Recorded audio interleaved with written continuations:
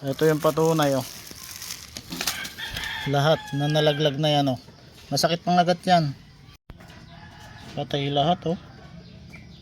Ayan oh.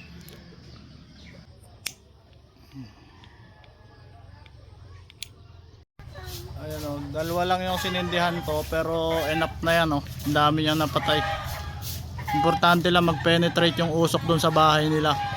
Kaya mas maganda wawasakin muna. Ayan, gaganon ninyo.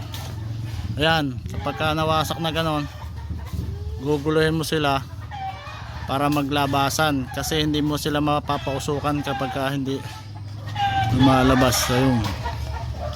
Ayun sila oh. Kakagulo. Dapat wasakin nyo yung guyabano. Ito naman puno na ambis oh.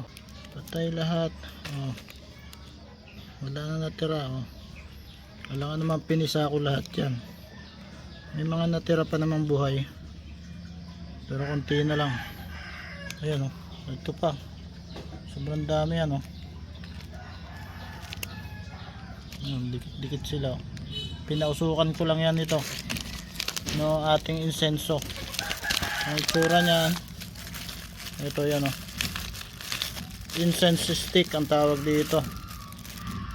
Kung isa-search nyo giwang lang, giwang incense stick mosquito killer.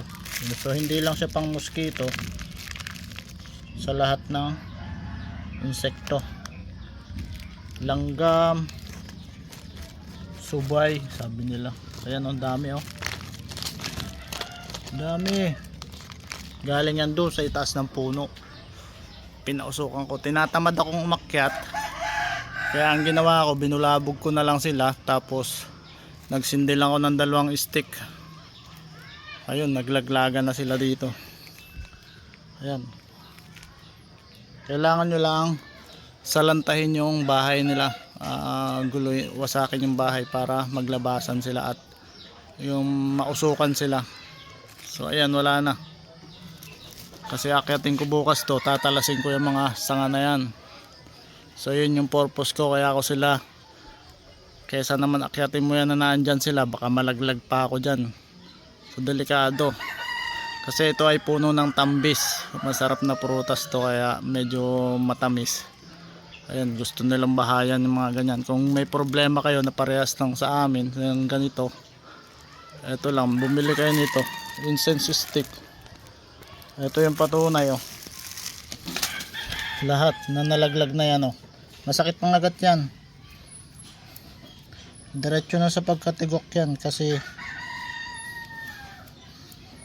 wala nang malay yung mga iba niyan oh. Yan oh, wala na oh. Tigok na. Yellow basket mga idol.